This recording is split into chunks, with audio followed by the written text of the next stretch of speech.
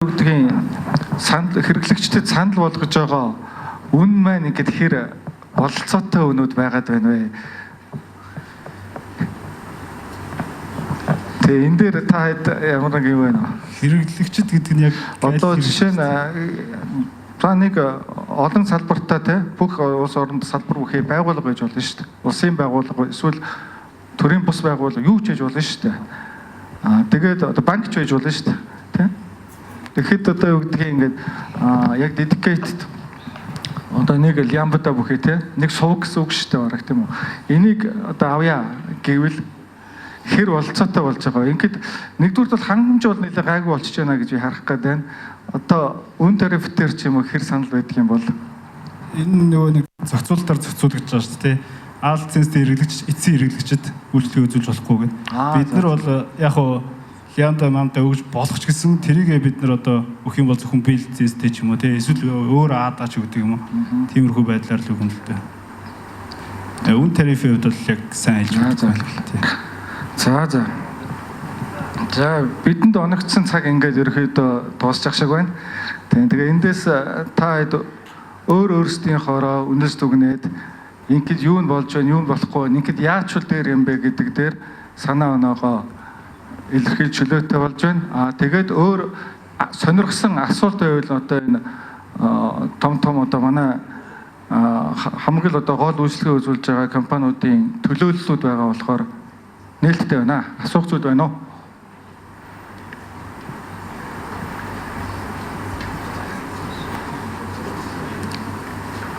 За асуулт байна уу?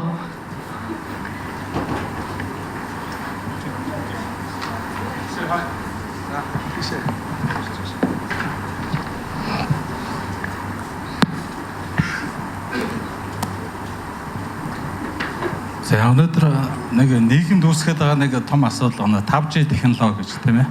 5G технологи нэвтэрж байгаа маань зөвхөн одоо Wi-Fi орчинд биш тийм шилэн кабелдаас нөлөөлөх одоо IoT юмсын интернетийг ашиглахад одоо хязгааргүй нээлт болоод одоо эхнийх нь хэрэгжиж эхэлсэн улс орнууд өмнөөс солонгосоос эхлэе байж шүү дээ тийм ээ.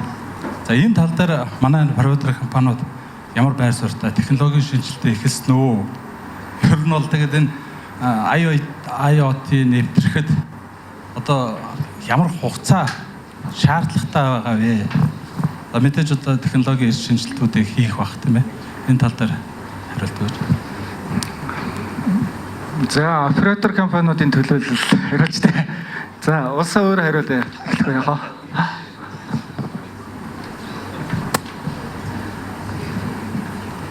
За Mobicom Networks-ийн хувьд бол ерөнхийдөө дамжуулах болон интернет сүлжээ хариуцж байгаа. 5G сүлжээг хэрвээ Mobicom одоо эх 2 жилд хэрэгжүүлэх юм бол бид нар ерөнхийдөө тухайн одоо трафик анализ хийцэн байгаа. Тэрэн дээр орох хөрөнгө оруулалтаа ерөнхийдөө бодцсон байгаа. Ерөнхийдөө бол бэлдээд явж байгаа. Mobicom-ийн хувьд. За. Гочиг. За надаа яг тэр тал дээр бас яг тийм мэдээлэл бол байхгүй байна. Би болохоор яг нөгөө Sky Media талд болохоор яг Sky 5G тал яг 4G энэ төр бол яг мэдээлэл байхгүй байна. За ингээд бол манай ах бол тэгэл бэлтгэл ажил явагдаж байна л гэж би ойлгож байна. Ингээд удахгүй үед 5G бол хэрэглээд эхэлнэ гэж найдаж байна. За өөр асуудал байна уу? Асуух зүйл, сонирхсан зүйл, санал байж болно шүү дээ.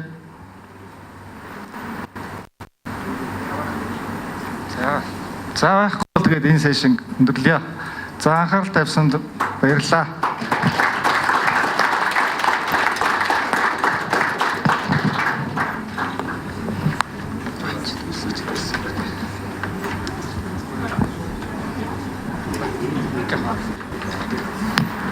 За манай панелистууд байж байгаагаар хэдүүлээ нөгөө групп фото.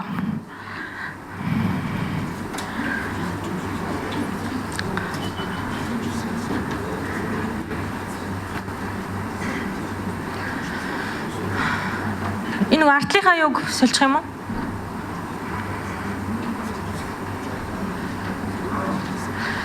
За манай нөгөө нэг юуны PC core team-ийн чээрүүд гарч ирээд цуг зураг авах болно шүү.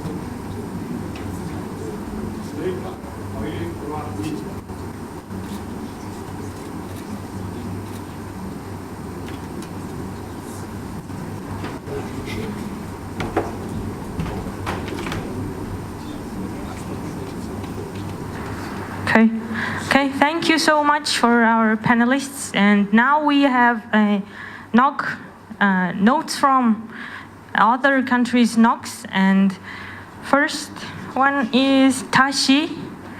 Please come to the stage and give us a NOG update on PhNOG. Oh, sorry. Okay, sorry. This is for Achie. Okay, I'm sorry. Okay. Sorry.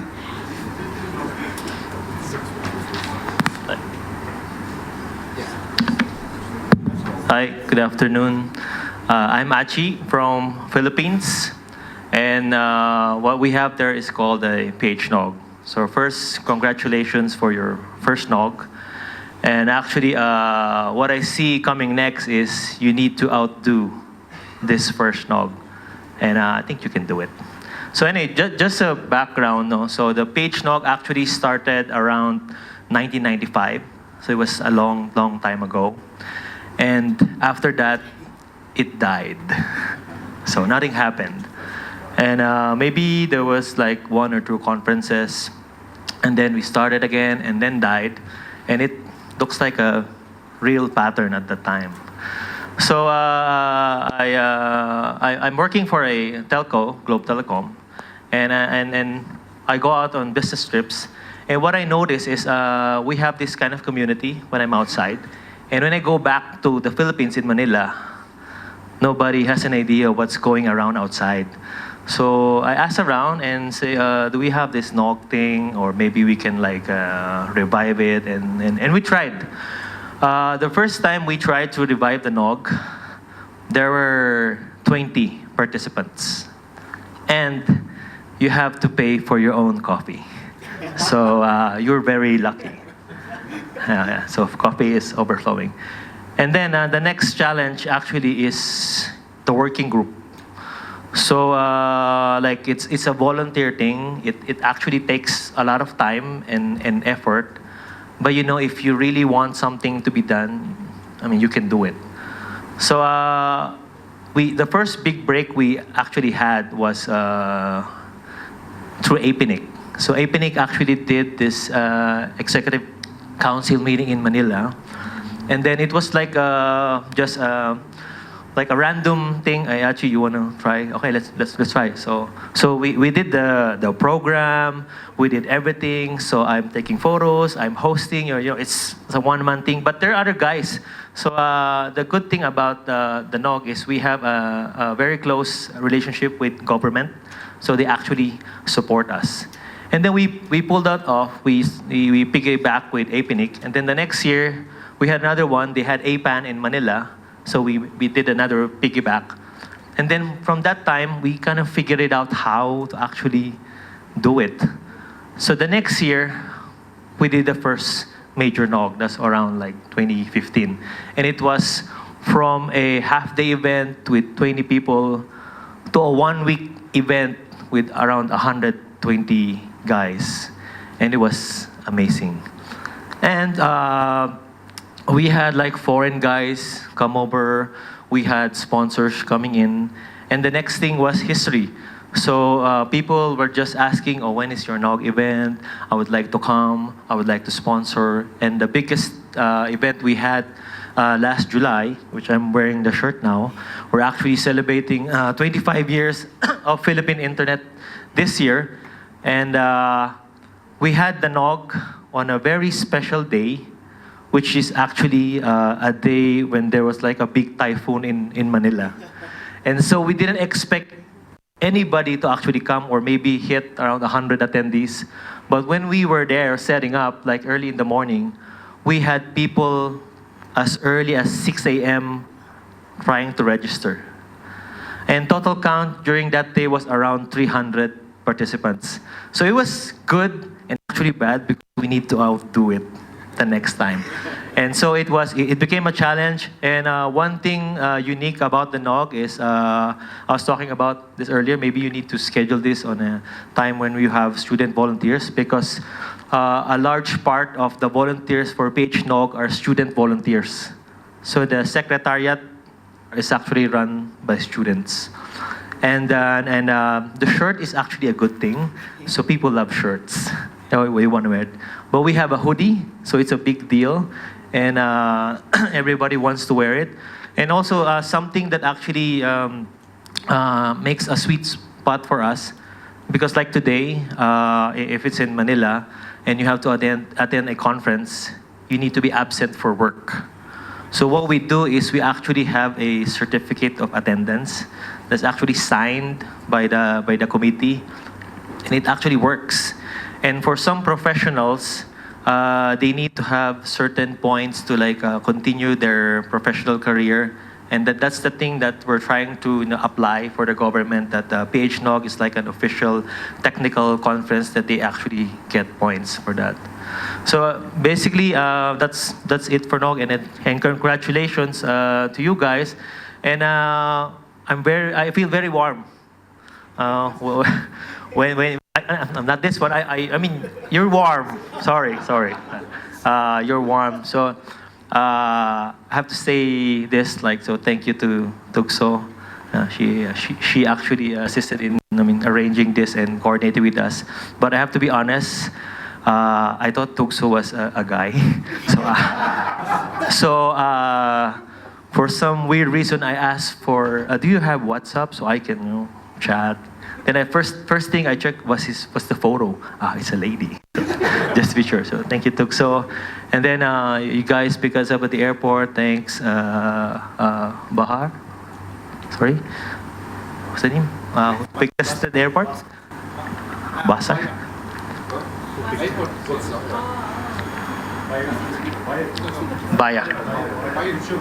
Baya and Phuntsho.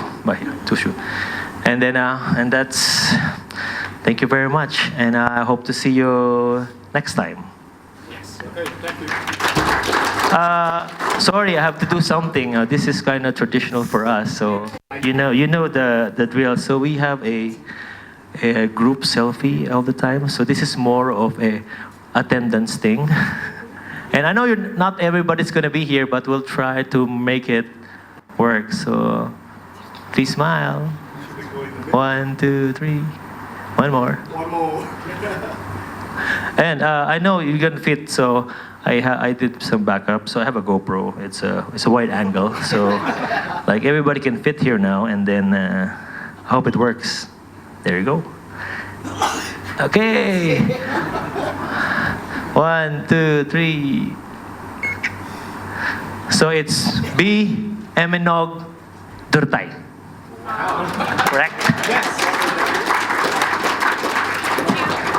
Thank you. For you. Thank you, Achie. And our next speaker is Tashi. Please welcome to the stage and introduce us as SANOG and btNOG. За сая биднэрт PhNOG-аас мэдчилгээ дэвшүүлээд өмнө бид нар NOG-ыг хэрхэн үүсгэжсэн хөгжилтэй түүхээс хуваалцлаа. За дараагийн зочин болохоор Сингапур NOG болон Бутан NOG-ийн төлөөлөл Tashi. Yep. Hi again. btNOG, Bhutan NOG. We started it quite late, 2014. That was because Bhutan is a very less population. That time we were only about 500,000 people, so it didn't make sense for us to do it. So instead we were relying more on SANOG, the South Asian Network Operators Group. And Bhutan was a founding partner of SANOG. So we attended a lot of SANOGs and apricots and others, but the problem with regional NOGs is it's always the same face, the same speakers, the same. And many people from Bhutan were not able to travel out or get exposed, like Achie just said about Philippines. So during SANOG 23 in Thimphu, that was the third SANOG that Bhutan hosted. So we came together and we say, okay, let's start a Bhutan NOG. So it was 2013 we did the plan, 14 we had it running. So we have been running btNOG now for 6 years. We started off from a region side. We didn't start the NOG in the capital. We went to the border town with India, came back to the capital. So next btNOG, the 7th btNOG will happen in a remote place called Bumtang, high up in the mountains. So it's a good idea to take the NOG around the country so that people in the remote places also get a chance to attend and interact with international delegates. If you do it only in the capital, then only the engineers in the capital get a chance to do that, right? Now, Bhutan NOG had a very unique problem. I used to work for Bhutan Telecom that time, and we also run the .bt domain. So we have bt.bt as our domain, and when we started btNOG, everybody thought it was Bhutan Telecom's NOG. And we wanted it to be Bhutan's NOG, but people thought, oh, it's Bhutan Telecom's NOG, so competitors don't want to come. Other operators say, oh, it's your NOG, so we will not come. So we had that problem. And in btNOG 4, by that time I had joined APNIC. When I went back home, there was only 40 people for the conference. It was a hall, empty hall, only 3 rows in the front, only 40 people at btNOG. None of my former colleagues were there, so I went and met them personally, asked them, why were you not there? And they said, it's Bhutan Telecom's NOG, so why should I be there? And we said, it's not Bhutan Telecom's NOG, right? It's everyone's NOG. So that's why now the problem is Bhutan being a small country, everybody knows everybody. And most of the engineers once worked for Bhutan Telecom because Bhutan Telecom was the incumbent operator, which means historical grudges get carried over. Some of the senior engineers who went and started different ISPs, they don't want to talk to their former colleagues because we're very heavy rivals. Personal grudges get carried over. So it was after btNOG 5, where since then I was working for APNIC, so I'm a neutral person in Bhutan. So I invited everyone again for a drink, right, and requested the seniors, please, can you back off? We don't want seniors to run the NOG. We requested all young engineers to come over because that notion, Bhutan Telecom's NOG, or seniors not wanting to talk to each other, was very bad for the community. So we requested the seniors to step out. We requested the young engineers to step in, and it just works beautifully now. btNOG 6 was beautiful. They're working like the mnNOG committee here. It's a great committee here. Uncontaminated, clean slate brains. It really helps because no grudges. Everyone is young, everybody wants to do great. So btNOG 6 was great because no seniors were in the coordination team. We invited them as guests, right? All the senior engineers were guests at btNOG 6. So that's about Bhutan NOG. Thank you so much.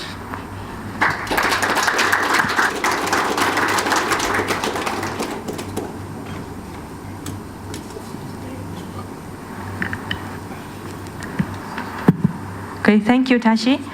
Next, I will invite Dr. Philip Smith.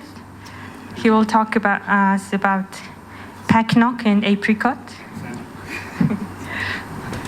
За, Ташидаа баярлалаа. За, Tashi болохоор биднэрт өөрийнхөө NOG-ыг хэрхэн үүсгэсэн, NOG үүсгэж явах хэвцэд тухайн улсад тулгарч ирсэн инженеруудын хоорондын асуудлын талаар ярьтлаа. Тэгээд ерөнхийдөө дүгнэх юм бол тухайн улсад байсан инженерууд хоорондоо хамтран ажиллахад хүндрэлтэй байсан. Тийм NOG-ыг хийснээс хойш ерөнхийдөө тэрс хайжсан гэдэг тухай ярьж байна. За, бас бидний mnNOG-ийн бас нэг зорилго нь бас яг тийм. Тэгэхээр компаниуд бид нар хоорондоо бизнесийн зорилго гэж байгаа. Мөн бас инженеруудыг хоорондоо юм community групп болгож уулзаж хооронд асуудлыг хэлэлцэж өмнө хийсэн түүхийг өөр нэг нь суралцаж бие биенээсээ суралцах боломжийг олгож байгаа. Тэгэхээр энэ арга хэмжээний бас нэг зорилго нь бас workshop-ыг бид бас хийж байгаа арга хэмжээ. Тэгэхээр workshop төр болохоор шинэ залуу инженеруудыг илүү хамруулж тэдгээрүүдийг сургах зорилготой. Тэгэхээр яг энэ Bhutan NOG дээр бас гарч ирсэн тэр асуудлыг бид нэр бас шийдэх зорилготой энэ mnNOG-ийн үйл ажиллагаас зохион байгуулж байгаа шүү. Yes, so Tashi didn't talk about SANOG, even though he is from South Asia. He left it to this European living in Australia to talk about SANOG. So I'll quickly mention the 3 NOGs because mnNOG is for Mongolia, btNOG is for Bhutan, but we have what are called regional NOGs. So SANOG was started for South Asia So that's covering India and the neighboring countries. It was actually not started in India. People think that India, being the biggest country, would start the NOG. In fact, India was very slow to even get any NOG. It was started in Kathmandu in Nepal, the other mountainous country in the Himalayas. In 2003, that early, was because there was seen as a demand for network operators to be able to meet each other. And it was, well, SANOG was a group of friends. It was a group of friends from around the world, plus somebody based in Kathmandu who said, right, we've got to do this, got to do something for South Asia. So SANOG has been meeting successfully every 6 months since January 2003. And where are we now? SANOG 35 is going to be next January in Pakistan. SANOG 34 was just held 2 months ago in Calcutta in India. And so SANOG follows the cycle around the country. So but it would be every 4 years, SANOG returns to the same country. And you can see what that has done with the local community. Local community now doesn't want to wait 4 years for a SANOG. So Bangladesh said, well, we're not going to wait 4 years, we will start our own NOG. So btNOG in Bangladesh started up, I forget which year exactly, it's been running many years.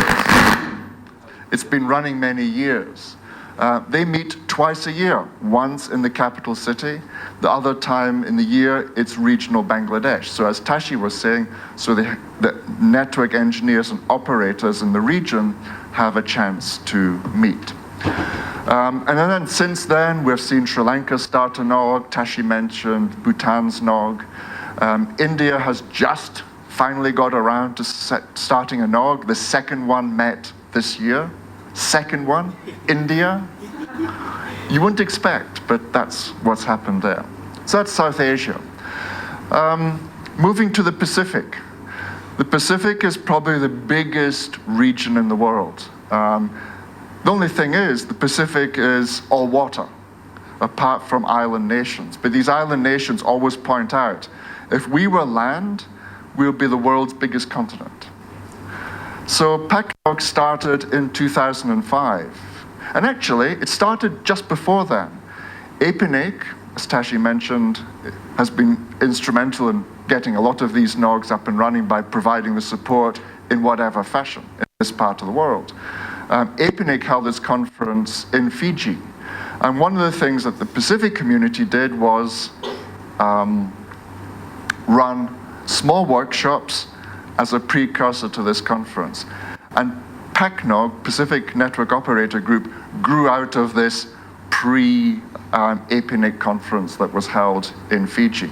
Because people met for the first time, for long distances coming to the conference, they wanted to keep on meeting. And so now PacNOG, I forget the number, it's again like 24, 25, something like that. PacNOG meets twice a year in a different Pacific island nation around the Pacific. Travel there is very challenging. Even though it's a big region, you'd think it's well connected, it's not. So it's a big challenge for all the network operators.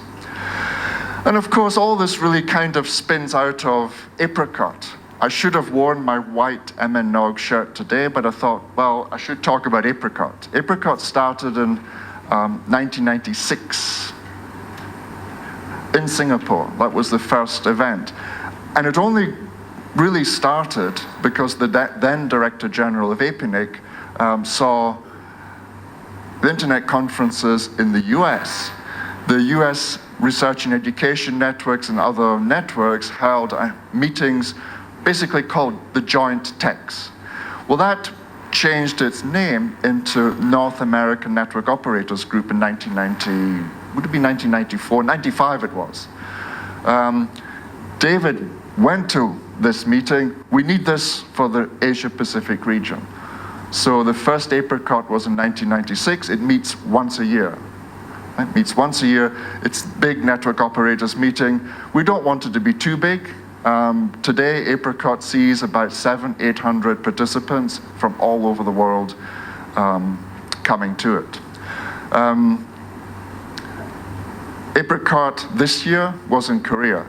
In fact, when Tashi and I were here last year, discussing with the community, we came for an IPv6 workshop, which obviously was totally useless. As Cam's pointed out, nobody deployed anything. But we came anyway. At least we had one success, and that was helping all of you put mnNOG together. But we had many of the Mongolian community come to Daejeon in Korea to participate in APRICOT. We hope that won't be the last time you come. We hope that you will come to Melbourne in Australia, where APRICOT 2020 will be held February next year. February is very cold here. Melbourne in Australia is like your summer here. It's 40 degrees centigrade, well, 35. So you're very welcome to come. You will meet people from all over the world. They may not want to come to Mongolia quite yet. We've been working to try and get international participants here, but as mnNOG grows, you will see more. Please come participate in the annual APRICOT conference, and you have an opportunity to meet many of the people who work with the organizations you've seen in the presentations today, some of the international operators mentioned. They come to APRICOT. You can meet them face to face. Meeting people face to face gives you a fantastic opportunity to further your professional relationships. And if you can further your professional relationships, it does amazing things for the country's internet industry. I can't say what they are. Bloomberg Television were here this morning asking me exactly what the benefits would be. I have no idea. You are the people who will determine what those benefits will be. You know, Jeff mentioned in his keynote some of the possibilities. Some of the presentations as helping with the PC, the local presentations were amazing. All of you from here who presented, you must take these presentations elsewhere. You are up with some of the best, absolutely seriously. So please take these to some of the operators community, present them. Don't let the fact that most of these are in English be a challenge for you. People can read the slides, so please consider not only having people come to mnNOG, but also reach out to some of the other operator communities and participate in those. So anyway, congratulations everybody who's been involved in setting mnNOG up. I think you've done a wonderful job. You've set a very high bar. I wonder what you're going to do next year. I'm curious to see, but congratulations.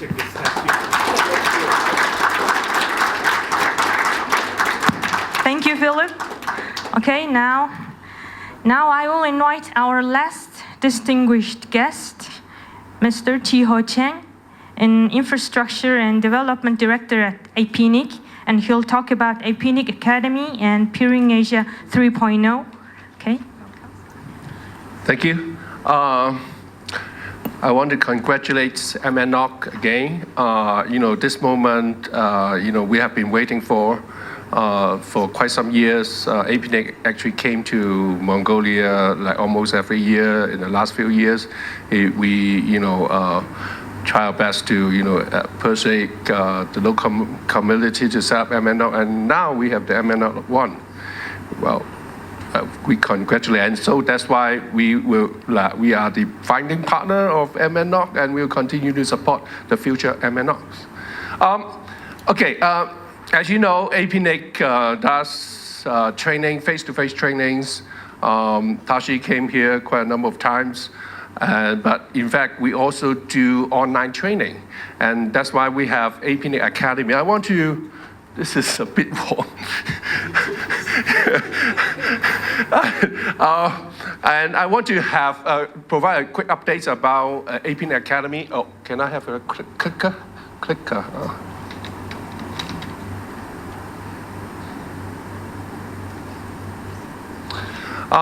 It is an online e-learning platform.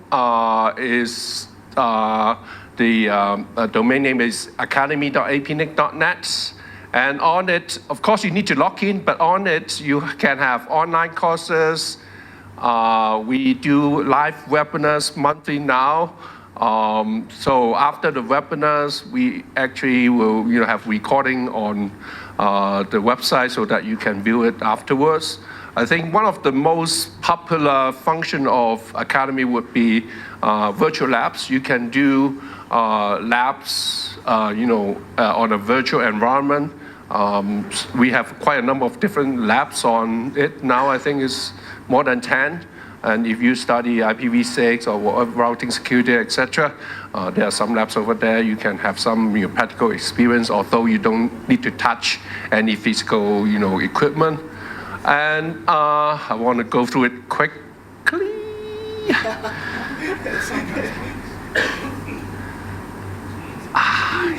Yeah, online courses. We have policy-related course, routing, security, IPv6 courses. After you have done the courses, you can do some quick quizzes, and then you can have certificate of achievement. Very useful to some of you. And live webinars that I mentioned, and the coming one would be next week, I think, late next week, yes. We'll cover IPv6 deployment. And actually, there will be, 2 consecutive IPv6 deployment courses, live webinars.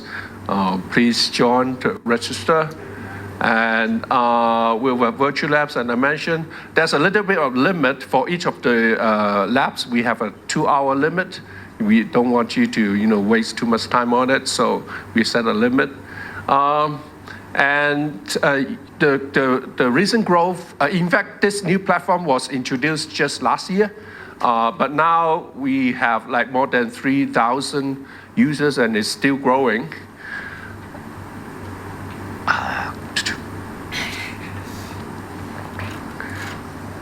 And yeah, these are the access from different parts of the world. We are totally open, so that's why we have some users from other part of the region, but we'll continue to support them. Okay, the most exciting part is we just have